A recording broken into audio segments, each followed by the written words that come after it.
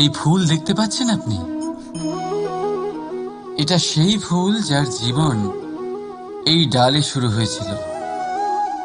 দর্শকদের চোখে প্রশংসা দেখল সে, মধুর লোভে মৌমাছিরা এলো, আর তারপর ডাল থেকে ভেঙে নিচে পড়ে গেল সে।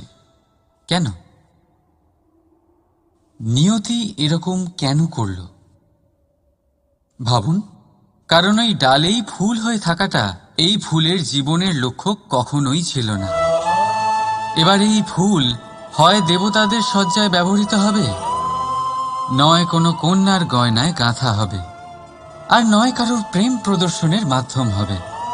দেখুন, জীবনে নিজের লক্ষ্যে পৌঁছতে হলে যাত্রাকে ভয় পেলে চলবে না। নিজের অস্তিত্ব তৈরি করতে হলে তাদের ছায়া থেকে আপনাদের দূরে যেতেই হবে যারা আপনাকে অস্তিত্ব প্রদান করেছেন। এটাই জীবনের নিরন্তর সত্য। রাধা রাধা। আমাদের সকলের জীবনে কখনো না কখনো পাথর দ্বারা আঘাত লাগেই, আর এই সংসারও আমাদের ওপরে কখনো না কখনো পাথর বর্ষণ করে। কখনো আমাদের খারাপ ভেবে, আর কখনো আমাদের অসফল ভেবে, কখনো আমাদের বুদ্ধিহীন ভেবে। কারণ অনেক আছে, কিন্তু এই পাথর দ্বারা আমরা আঘাত পাবো কি পাবো না তা সম্পূর্ণ আমাদের হাতে। হয় আপনি এই পাথরের আঘাত পেয়ে চোখের জলে ডুবে থাকতে পারেন, আর নয়তো যদি আপনি চান তাহলে এই পাথর দিয়ে সেতু বানিয়ে সকল সমস্যার সাগর অতিক্রম করতে পারেন। সিদ্ধান্ত আপনার। এই পাথর এ হলো প্রতীক আমাদের নিন্দার, আমাদের আলোচনার। যে এই আলোচনা নাকারাত্মকভাবে দেখবে সে শুধুমাত্র কষ্টই পাবে, আর যে এই আলোচনাকে নিজের বিকাশের আধার বানাবে সেই সাফল্যের চূড়ায় পৌঁছবে। তাই মনে রাখবেন, আলোচনা আপনার শত্রু নয়, আপনার সবচেয়ে বড় মিত্র। রাধা রাধা। মিষ্টি জল সবার পছন্দ, কিন্তু নোনতা জল কেউ পছন্দ করে না।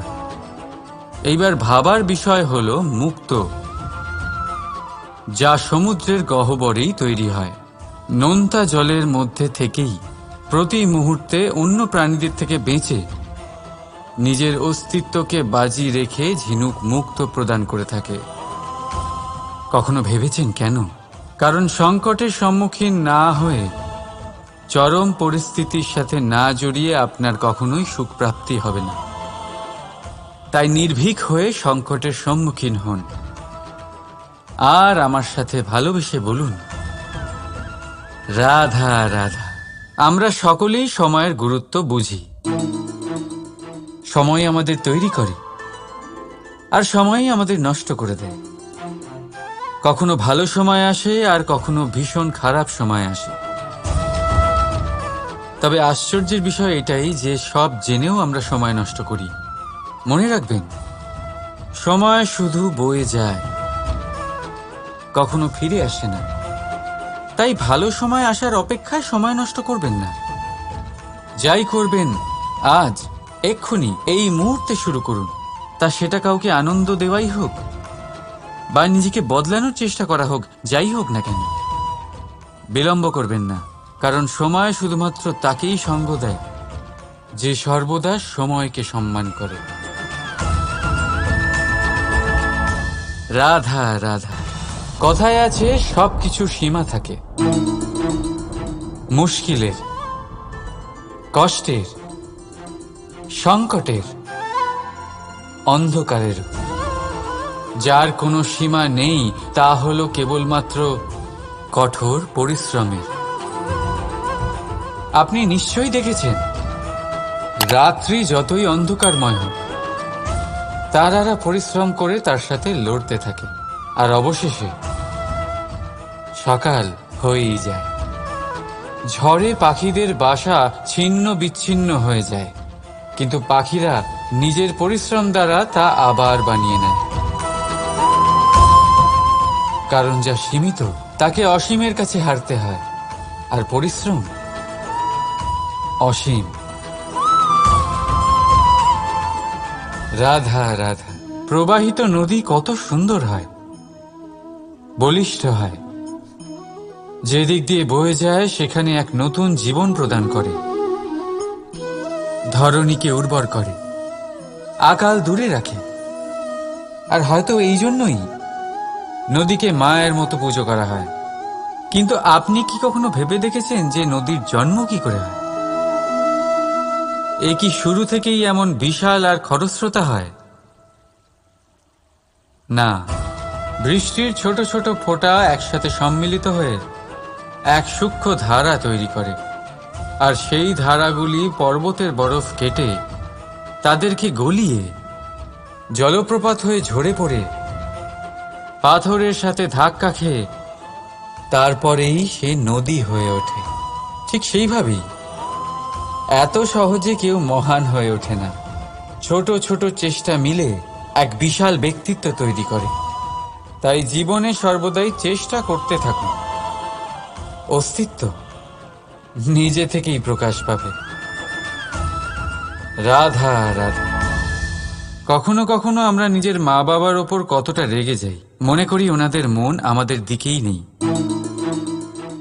আমরা ভাবি ওনাদের কাছে আমাদের কোনো অস্তিত্বই নেই, আর তাই আমরা রেগে যাই। কিন্তু আপনি কি কখনো এমন অনুভব করেছেন যে আমাদের চোখ দিয়ে আমরা আমাদের নাক কখনো দেখতেই পাই না, কারণ তা চোখের ভীষণই কাছে থাকে, দুই চোখের মাঝখানে। কিন্তু যখন কেউ মুখে আঘাত করে, হাত সর্বপ্রথম নাককেই সুরক্ষিত করার চেষ্টা করে। মাতা পিতাও অনেকটা এরকমই হয়। আপনার ভালোর জন্য, আপনার সুরক্ষার জন্য তারা সবসময় তৈরি। তাই তাদের প্রেমকে কখনো সন্দেহ করবেন না। আবশ্যক নয় তাদের প্রেম আপনি সবসময় স্পষ্টভাবে দেখতে পাবেন, কারণ এই এক এমন প্রেম যা সর্বদাই আপনার সাথে ঢাল হয়ে আপনার রক্ষা করতে থাকবে। রাধা রাধা। বাবুল গাছ কত বিশাল আকার হয়, পিপুল গাছও বিশাল আকার হয়। কিন্তু আপনি কি কখনো ভেবে দেখেছেন যে কেন বাবুল গাছ কেটে তা ব্যবহার করা হয়, আর কেনই বা পিপুল গাছকে পুজো করা হয়? এই জন্যই, কারণ পিপুল গাছ তার নিচে বসে থাকা পথিককে ছায়া প্রদান করে, নিজের ডালে অসংখ্য পাখিদের আশ্রয় দিয়ে থাকে, কাউকে কাঁটা ফুটিয়ে দূরে সরায় না, বরং তাকে শীতল ছায়া দিয়ে তার ক্লান্তি দূর করে। এই সংসারে যদি আপনি সম্মান পেতে চান, তবে পিপুল গাছের মতোই হতে হবে। কিছু দিতে শিখুন, আনন্দ, সুখ, শীতলতা দান করতে শিখুন। আর কাঁটার মতন কাউকে কখনো কষ্ট দেবেন না। সম্মান স্বয়ং হেঁটে আপনার কাছে আসবে। আর মন প্রসন্ন হয়ে বলবে, রাধা রাধা। আমরা সকলেই মনে করি যে আমাদের জীবনে কখনো কখনো কোনো না কোনো স্থানে প্রেম হয়েই থাকে। সেটা মাতা পিতার আর সন্তানের প্রেম হোক, জ্ঞানীর জ্ঞানের সাথে হোক, কোনো শিল্পীর নিজের শিল্পের সাথে হোক, ইত্যাদি ইত্যাদি। কিন্তু বাস্তবে এটা কি সত্যি প্রেম? মোহও তো হতে পারে। এবার আপনারা জিজ্ঞেস করবেন, প্রেম আর মোহর মধ্যে পার্থক্য কি? পার্থক্য হলো বন্ধনের। যে আপনাকে বাঁধে তা হলো মোহ, প্রেম নয়। প্রেম সেটাই যে আপনাকে মুক্ত করে উন্নয়নের দিকে পাঠায়। চলুন আপনাকে একটা উদাহরণ দিই। কিছু মাতা পিতা নিজের সন্তানকে কোনো অন্য নগরীতে পড়তে পাঠাতে পারেন না, নিজের সন্তানকে তার বন্ধুদের সাথে খেলতে দিতে পারেন না। চিন্তা করেন যে তাদের সন্তানের যাতে কষ্ট না হয়, আর তাই জন্য তাদের বেঁধে রাখেন। এটা প্রেম নয়, এটা মোহ। কারণ যদি এটা প্রেম হতো, তাহলে ওনারা চাইতেন যে সন্তান মাতা পিতার আশ্রয় থেকে বেরিয়ে এই সংসারকে দেখুক, তাকে বুঝুক, আর তার থেকে জ্ঞান অর্জন করুক, নিজের অভিজ্ঞতার থেকে শিক্ষা নিয়ে নিজের একটা ব্যক্তিত্ব বানাক। মনে রাখবেন, মোহ থেকে ভয় জন্ম নেয়, আর প্রেম থেকে শুধুই আনন্দ, সেই কারণে বাঁধবেন না, মুক্ত করুন, কারণ এটাই প্রেম। রাধা রাধা। এই সংসারে সম্পর্ক অত্যন্ত গুরুত্বপূর্ণ। এবারে প্রশ্ন এটাই যে সম্পর্ক কেমন হওয়া উচিত। সম্পর্ক কথার শুরুতেই সম শব্দ আসে। সম অর্থাৎ সমতা। তাই কারোর সাথে সম্পর্ক পালন করতে গিয়ে এতটাও নিচু হবেন না যে ওঠার জন্য কারোর সাহায্যের প্রয়োজন পড়ে। মনে রাখবেন, যে ছোট করতে চায় সে কখনো সম্পর্ক পালন করতে পারবে না। সম্পর্ক তার সাথেই বাঁধুন যে আপনাকে সমান মনে করে, আপনাকে সম্মান করে, কারণ সম্মান দ্বারাই সম্পর্ক স্বীকৃতি পাবে আর সমৃদ্ধ হবে। রাধা রাধা। কখনো কখনো আপনার মনে এই প্রশ্ন নিশ্চয়ই আসে যে এই প্রেম কি, কিভাবে বোঝা যায় এই প্রেম? উত্তর বড়ই সহজ।